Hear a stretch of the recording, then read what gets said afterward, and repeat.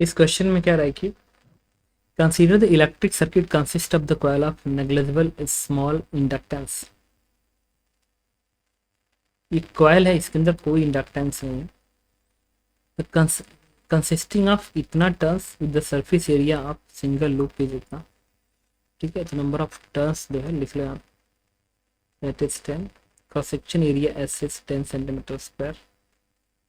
Resistance R1 R2 is 3 ओम, ये भी 3 ओम का, ये भी 3 ओम का। कैपेसिटेंस इज 0.2 फैरड्स, इसका कैपेसिटेंस 0.2 फैरड।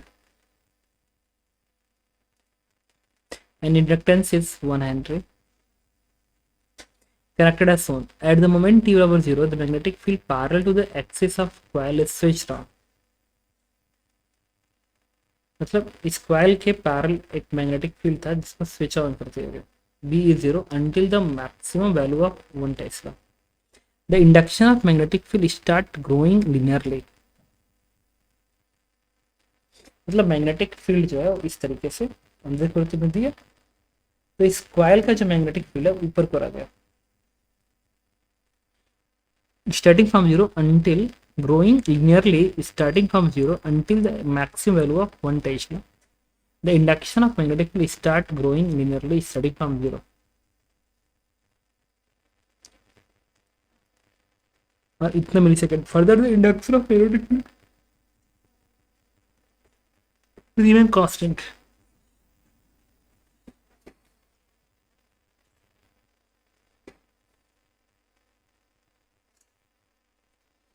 एक बार फिर बताओ। At the moment t equal to 0, the magnetic field parallel to the axis of coil is switched on.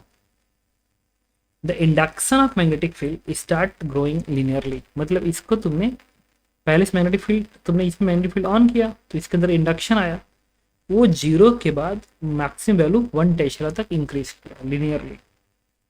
मतलब अगर मैं इसका एक ग्राफ ड्रॉ कर दूं ऐसे,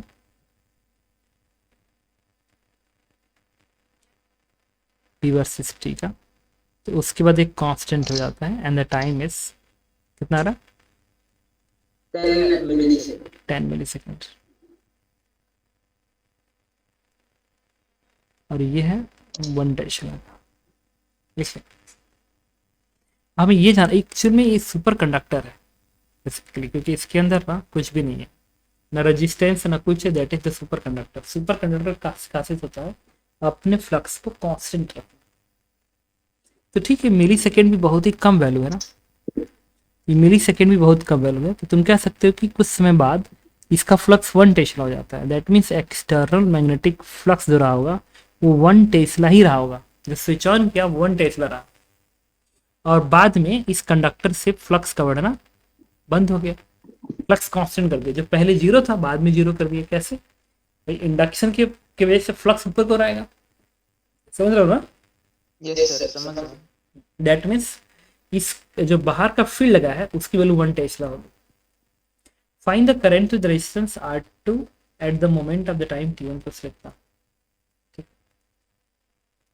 इंडक्शन। अब हम अगर फ्लक्स की बात करें तो इसमें ये बैटरी की तरफ से काम करेगा, ईएमएफ की तरफ से काम करेगा। हाँ BL से। क्या? हाँ सर, d5/dt से आएगा। d5/dt से ईएमएफ आएगा ना, लेकिन मुझे ये बताओ, हाँ वो इसी में आएगा जो नेट फ्लक्स लिखोगे, जो नेट फ्लक्स लिखोगे लूप से, नेट फ्लक्स, वो एक तो बाहर का फ्लक्स होगा एक्सटर्नल फ्लक्स, वो आएगा B external that is 1 tesla into area, minus इसका तो रिवर्स आएगा, इसका कितना आएगा, मैग्नेटिक फील्ड कितना बता सकते हो सर? लेट्स बी, क्या मतलब इसमें आप बाहर का क्या लिख रहे हो? यही फील्ड और होगी, उसकी खुद की थोड़ी है। क्या बात कर रहे हो, खुद का भी तो फील्ड आएगा। नहीं, खुद की उसकी फील्ड जनरेट होगी, वही तो ईएमएफ देगी। हाँ सही बात है, वही देगा। मतलब मैं नेट लिख लिया ना, नेट फ्लक्स, तो इस सब मिला के मैं नेट लिख लिया, क्या गड़बड़ है इसमें बताओ? हाँ ठीक है, मतलब फैराडे ने कहा था कि नेट फ्लक्स कांस्टेंट मान लिया क्या? हाँ कांस्टेंट मानोगे ना, अचानक से लगा के छोड़ दिया। अगर वो भी वेरी करता तो ईएमएफ उसकी वजह से भी आ जाता। सर क्वेश्चन तो वही कह रहे हैं ना, उसी की वजह से शायद ईएमएफ आ रहा है। अच्छा, फैराडे ने क्या कहा? फैराडे ने कहा है कि नेट फ्लक्स निकाल दो, मुझे बस इससे मतलब है, और कर दो डिफरेंशिएट, ईएमएफ आ जाएगा। सही है? हाँ सही बात है। तो मैं नेट फ्लक्स निकाला हूँ तो क्या गलत है इसके अंदर, क्यों मैं उसी का निकाला हूँ भाई, किसी मैं लूप में। इसमें बस ये पूछना चाह रहा हूँ कि क्वेश्चन ये कह रहा है कि हम इसके अंदर फील्ड लगाते हैं, और ये जो ग्राफ आपने बनाई है एक्सटर्नल फील्ड का ग्राफ है ना, फील्ड को ऐसे नहीं, करेगा। ये ग्राफ उसका नहीं है, ये ग्राफ है जो ये कॉइल है ना, एक कॉइल में करंट जो फ्लो करेगा उसकी वजह से जो ईएमएफ डेवलप होगा मैग्नेटिक फील्ड, उसका ग्राफ है ये सही अच्छा। है? समझ गए, एक कॉइल है, अचानक से तुमने स्विच ऑन कर दिया मैग्नेटिक फील्ड, इसमें फ्लक्स को कांस्टेंट बनाने के लिए इसमें करंट उल्टा फ्लो करेगा ना, हाँ जो उल्टा तो फ्लो करेगा, उसमें ऐसे इंडक्शन आएगी ये फील्ड की। हाँ रिवर्स, और वो इंडक्शन इसको गवर्न करेगा के अकॉर्डिंग। हाँ ठीक है। तो नेट फ्लक्स तुम नीचे को लिखोगे, बाहर का फ्लक्स प्लस खुद का फ्लक्स, यस। ईएमएफ कितना आएगा, अब तो डिफरेंस है कांस्टेंट है जीरो, बनेगा dv by d t, and dv by d t इस लाइन का स्लोप है, इसमें वैसे नंबर ऑफ टर्न्स भी आ जाएंगे ना। नंबर ऑफ टर्न्स मल्टीप्लाई होंगे ऐसे।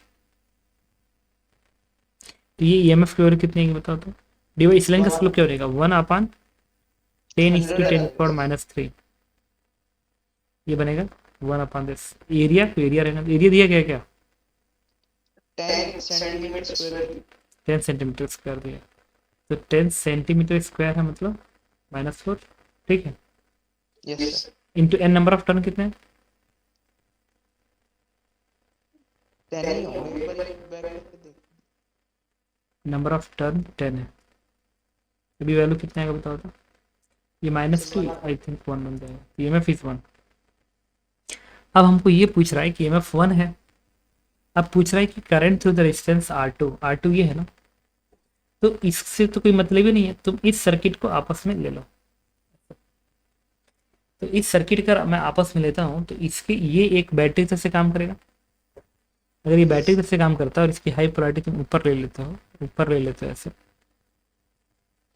और ये कांस्टेंट ईएमएफ दे रहा है 1 वोल्ट का, और ये इंडक्टर है और ये रेजिस्टेंस है, ये क्या दिया गया 1 हेनरी, ये क्या दिया गया 3 ओम, पूछा current through the resistance R2, तो ये करंट का फंक्शन निकाल सकते हैं हम लोग, ये चार्ज ऑफ इंडक्टर है, charging of inductor, current growth है, तो फॉर्मूला क्या बनेगा I इक्वल टू होता है आई नॉट क्या बनेगा E अपान आर, तो E क्या है, E 1 है और R 3 है, तो 1/3 आई नॉट ब्रैकेट में 1 माइनस ई का पावर माइनस टी अपन टाउ, टाउ होगा L अपान आर, L कितना है 1, L1 है ना 1 है, और R2 कितना है 3 ओम, 3 ओम, तो L अपान आर, तो 1/3 तो 3 ऊपर चला जाएगा, दैट मीन्स ये बन गया करंट का फंक्शन। अब किस टाइम पर उन्होंने पूछा है बताओगे, 5 आई थिंक 0.5 पे पूछा है, 5 5 मिली सेकेंड पे पूछा, 5 millisecond, that means 5 millisecond पे वैल्यू पूछा है, तो 1/3 बनेगा, अब 5 रखोगे तो बनेगा -3 × 10 का पावर मिली सेकेंड है ना, यस सही है।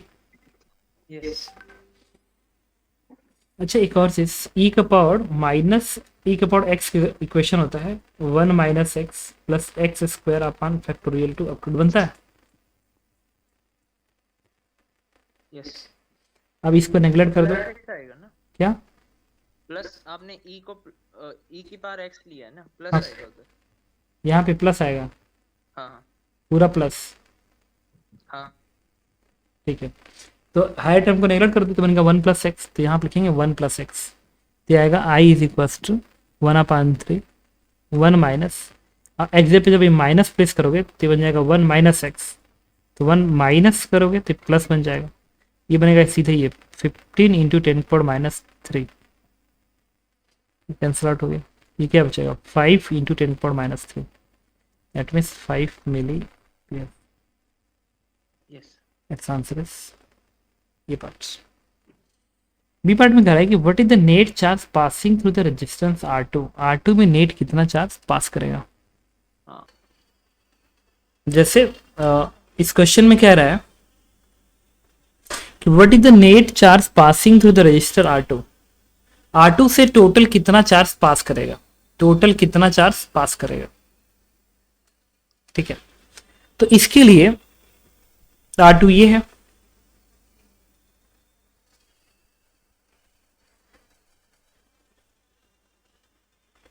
इस R2 से टोटल कितना चार्ज पास करेगा। तो पहली बात कि हम इन जनरल इस चीज को अच्छे से जानते हैं, कि जो चार्ज का फ्लो होता है that is delta phi upon R होता है, ये होता है। लेकिन इस फॉर्मूले का तुम तभी यूज करना जब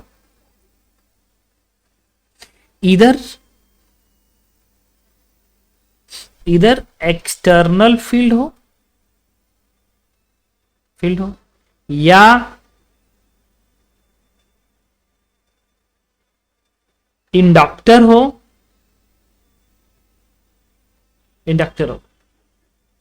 इस along with resistors।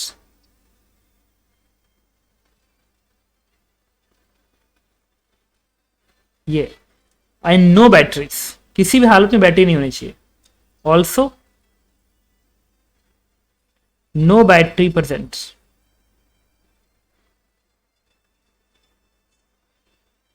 कोई बैटरी प्रेजेंट नहीं होना चाहिए। तो ये अगर सिर्फ एक्सटर्नल फील्ड है और रजिस्टर है तो ये तो हम लोग करते हैं ना question delta phi by R. Yes sir. Inductor हो और रजिस्टर हो तो भी आप कर सकते हो, दोनों एक साथ आएगा तो इस पे एक्चुअली में सिग्मा समय से लगता है, सिस्टम का लगता है, वो थोड़ा कॉम्प्लिकेटेड हो जाएगा।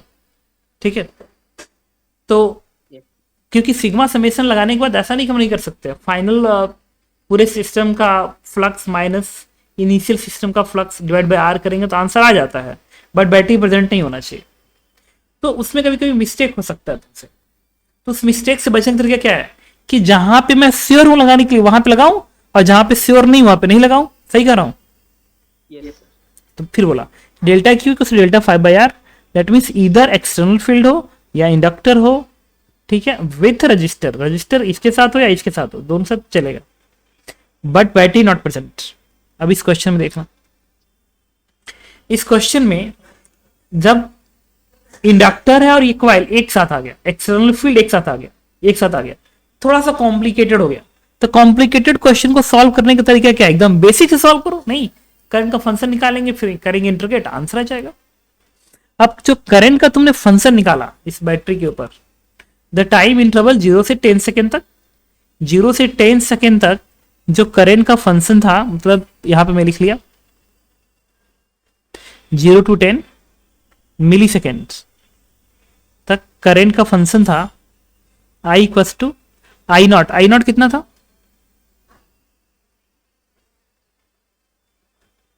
1/3 था, यही फंक्शन है ना, ये तो है 1/3 1 minus e to the power minus t और ऊपर 3 का टर्म था, ये था। और ये ग्राफ चला था कितने सेकंड तक, 10 मिली सेकेंड तक, तो ये 10 मिली सेकेंड। अब इसमें हम D Q by d T निकालेंगे, तो 1/3 1 माइनस ई का पावर माइनस 3t dt, इसी को मैंने उस समय इंटीग्रेट कर दिया था, लिमिट 0 से कहां तक 10 मिली सेकेंड ना। Yes sir. तो 10 मिली सेकेंड मतलब कायदे से देखो ये टी नॉट टाइम ले रहा हूं, मतलब 10 मिली सेकेंड,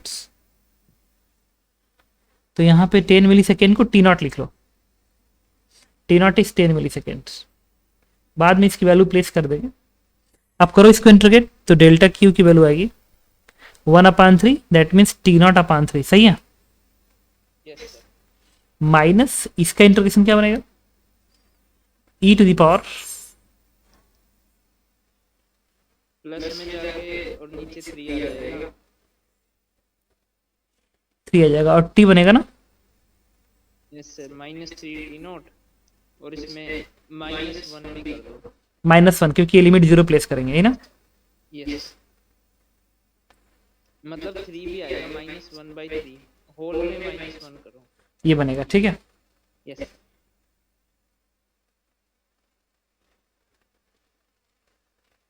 तो इस क्वेश्चन में ये वाला निकालना था, तो मैंने इसको बैटरी दिखा दिया था।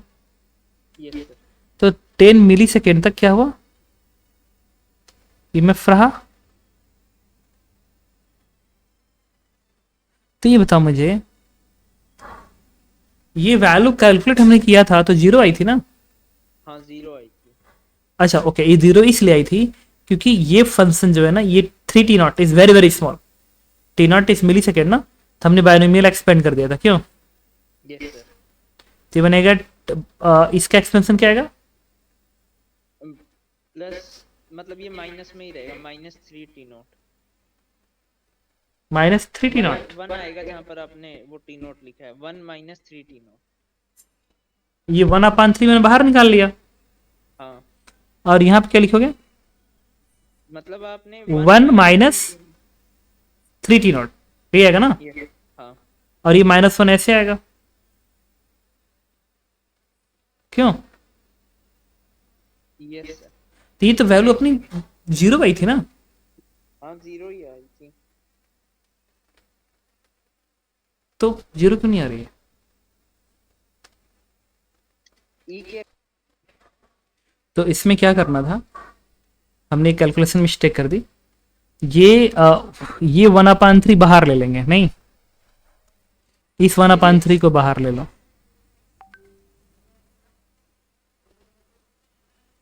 इस 1/3 को बाहर ले लो। ये बनेगा, इसका इंटरवल बनेगा t0, नहीं, इसका बनेगा +e⁻³ -3t/3 आएगा। और जब लिमिट रखेंगे यहाँ पे t0, तो t0 बन जाएगा, और जब ये 0 प्लेस करेंगे तो ये -1/3 बन जाएगा, सही है। अब इसको हम लोग एक्सपेंशन करेंगे बायनोमियल्स, और बायनोमियल कर रहा हूँ, इसका एक्सपेंशन करेंगे तो ये आएगा 1 -3t0, तो 1 करोगे तो 1/3 आएगा, अब -3t0 तो -t0 बनेगा, तो वैल्यू बिकम्स 0, सही है। यस इससे हमने ये चार्ज का फ्लो निकाल लिया 0 से कितने सेकंड तक, सेकंड।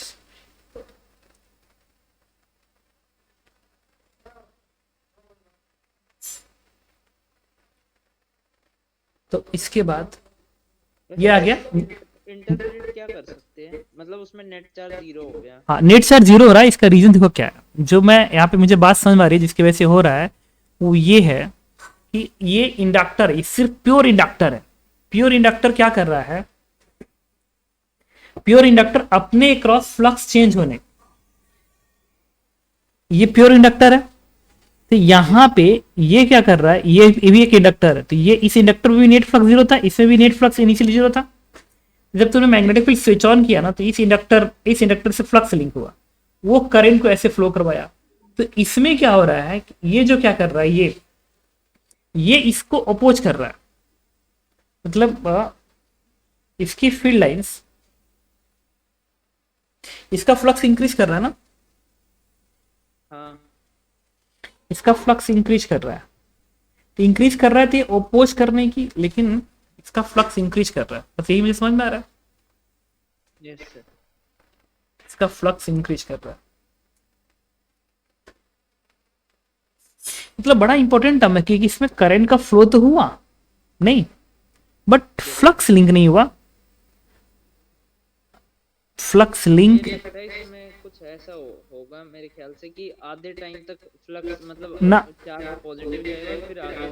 देखो इसमें क्या हो रहा है, अब बात समझ में आ गई कि 0 क्यों बना, ये वैल्यू 0 क्यों बनी, एक रीजन है। इस करंट का जो फंक्शन है ना, इस करंट के फंक्शन को एक बार ड्रॉ करो ऐसे, करंट वर्सेस टाइम का फंक्शन ड्रॉ करो। जब इसको तुम ड्रॉ करोगे ना, ड्रॉ करोगे तो करंट इज ऑलवेज पॉजिटिव, बात समझ रहे हो, हाँ करंट हमेशा पॉजिटिव है। दैट मीन्स किसी भी हाल में चार्ज का फ्लो जो होना चाहिए, चार्ज का जो फ्लो होना चाहिए वो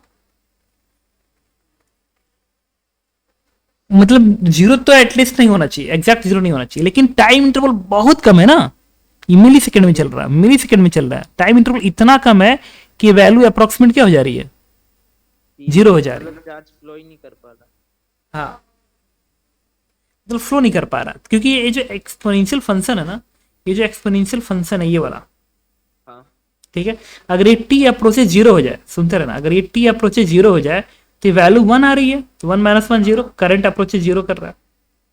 हाँ yes, तो जब करंट अप्रोच जीरो कर रहा है, दैट मीन्स क्या हुआ कि चार्ज का फ्लो अप्रोक्सीमेट क्या जा रहा है, जीरो। बात समझ रहे हो? yes sir, लेकिन अगली बार क्या हो रहा है कि जब इसका मैग्नेटिक फील्ड कांस्टेंट हो जा रहा है, सुनते रहना, जब मैग्नेटिक फील्ड कांस्टेंट हो जा रहा है तो ईएमएफ जीरो हो जाएगा, yes sir, क्योंकि rate of change of EMF zero हो जाएगा। दैट मीन्स ये जो सर्किट था, ये जो सर्किट है, अगर ईएमएफ जीरो हो गया तो ये जो सर्किट बनेगा, ये सर्किट, ये पूरा पूरा प्योर कंडक्टिंग वायर बन जाएगा। तो ये क्वेश्चन में बन गया इस तरीके से, देखना, ये क्वेश्चन बन गया इस तरीके से। इन उस टाइम पे जो करंट होगा, करंट जो उस टाइम पर अटेंड करेगा, अगर मैं ये वैल्यू प्लेस कर दूं, ये वैल्यू प्लेस कर दूं, तो उस समय जो करंट आएगा इंडक्टर में, वो तो करंट वही रहेगा, yes, जे प्लेस करके आएगा टी नॉट। yes sir, हाँ, तो ये जो करंट आएगा एक्चुअल में उस टाइम पे जो आई बनना चाहिए, दैट इज 1/3 ब्रैकेट में 1 माइनस ई का पावर माइनस क्या है 3 टी नॉट है ना, yes, ये करंट है उस टाइम पे, ये टी नॉट टाइम का करंट है एक्चुअल में, और ये भी एग्जैक्टली जीरो है कायदे से देखो तो, ठीक है। yes sir, लेकिन जब ये सर्किट सिर्फ इंडक्टर बनेगा और रजिस्टर आएगा और ये ऐसा बन जाएगा, ऐसा, ये कंडक्टिंग वायर बन गया, बैटरी खत्म हो गई, yes, तो जो करंट का फंक्शन बनेगा ना, इस ये तो अपने करंट को तो as it is initial current को तो मेंटेन रखेगा। हाँ तो जब इनिशियल करंट को मेंटेन रखेगा तो क्या हो जाएगा कि जो नया करंट का फंक्शन बनेगा इस सर्किट में, वो बनेगा आई बराबर आई नॉट, आई नॉट तो यही रहेगा, बट ये e to the power minus again tau upon t upon tau लिखेंगे, एल अपान आर, वही आ जाएगा, तो अगेन ये बन जाएगा, बन जाएगा। yes, अब ये करंट फ्लो तो इसमें कर रहा है, ये करंट इसमें फ्लो तो कर रहा है, ये करंट इसमें फ्लो कर रहा है, लेकिन अब कह रहा है कि इस रजिस्टर से कितना करंट फ्लो करेगा। तो तुम देखो ये वैल्यू तो जीरो अप्रोच कर ही रहा है, ये पूरी वैल्यू जीरो अप्रोच कर रहा है, लेकिन इस करंट को डिस्चार्ज होने में, जीरो होने में टाइम बहुत लगेगा, इनफाइनाइट लगेगा, हाँ नहीं लगेगा। तो जब टाइम ज्यादा लगेगा तो चार्ज का फ्लो क्या होता है, जो चार्ज का फ्लो होता है, चार्ज का फ्लो वो तो इस आई में टाइम मल्टीप्लाई होगा ना, yes, नहीं होगा। तो इसका जो ग्राफ बनेगा, I naught again is very very small, I naught is again very very small, लेकिन टाइम बहुत ज्यादा लग जाएगा, नहीं लग जाएगा। हाँ लग जाएगा, अगर टाइम ज्यादा लग गया तो इसकी वैल्यू कुछ फाइनाइट नंबर आ जाएगी, एक फाइनाइट नंबर आ जाना चाहिए। बात समझो खेल क्या है। yes sir, हाँ, मतलब ये भी करंट जीरो अप्रोच कर रहा है, लेकिन फर्क क्या है दोनों में, देखो 0 से 10 मिली सेकेंड तो टी नॉट जो था, इस इंटरवल में ये करंट है, ये टाइम इंटरवल बहुत कम है, और इसी करंट का ये जो फंक्शन है अगला 10 मिली सेकेंड से इनफाइनाइट टाइम तक है ना, yes sir, ये तो टाइम इंटरवल बहुत ज्यादा है। yes, तो क्वाइट पॉसिबल है कि ज्यादा टाइम इंटरवल में, इस ज्यादा टाइम इंटरवल में क्या हो जाए कि फ्लक्स आ जाए, yes, ठीक है। इस ज्यादा टाइम इंटरवल में तुमको क्या मिले, फ्लक्स मिले, फ्लक्स कर रहा हूं चार्ज मिले, क्योंकि चार्ज क्या होता है, करंट इंटू एक तरफ से देखो तो टाइम नहीं है, तो आई भले ही अप्रोच जीरो कर रहा है लेकिन टाइम इनफाइनाइट अप्रोच कर रहा है ना, yes sir, तो इसकी एरिया तो आ ही जाएगा, हाँ, छोटा सा, इसकी वैल्यू फाइनाइट आने के चांसेस हैं, जो कि इसमें आ रहा है।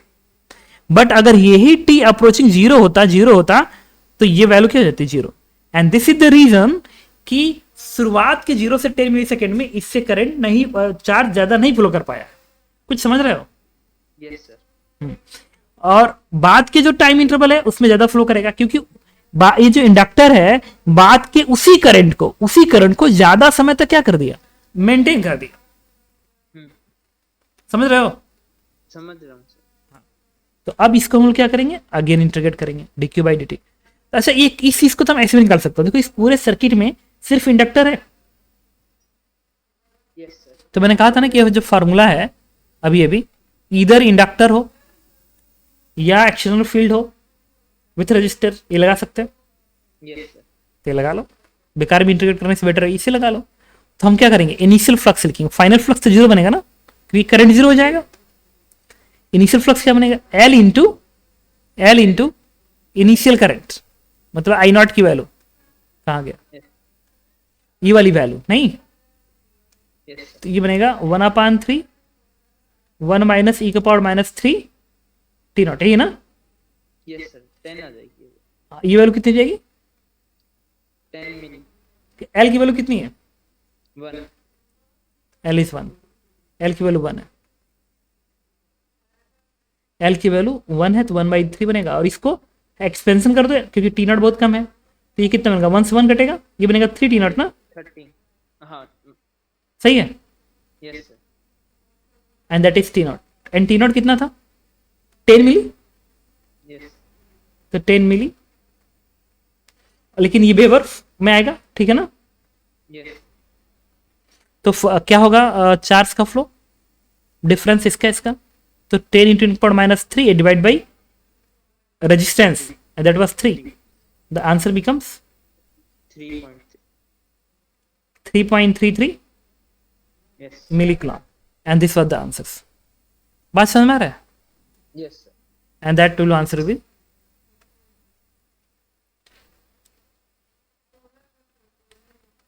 ठीक है, बात समझ में आई। Yes sir. ओके, तो इसमें ना जो भी हुआ है स्पेशली ऐसा नहीं है कि इस टाइम इंटरवल में भी, इस टाइम इंटरवल में भी चार्ज नहीं फ्लो किया, 0 से 10 मिली सेकेंड, उसमें भी चार्ज फ्लो किया, लेकिन वो वैल्यू बहुत कम होगी, ठीक है, क्योंकि टाइम इंटरवल बहुत कम था, और बाद में चार्ज इसलिए फ्लो करेगा टाइम इंटरवल ज्यादा था। कुछ बात समझ में आई, यस सर, आ गए। और ये बात समझ में आई कि फॉर्मूला कब लगाएंगे, हाँ, ये भी आ गए। ओके।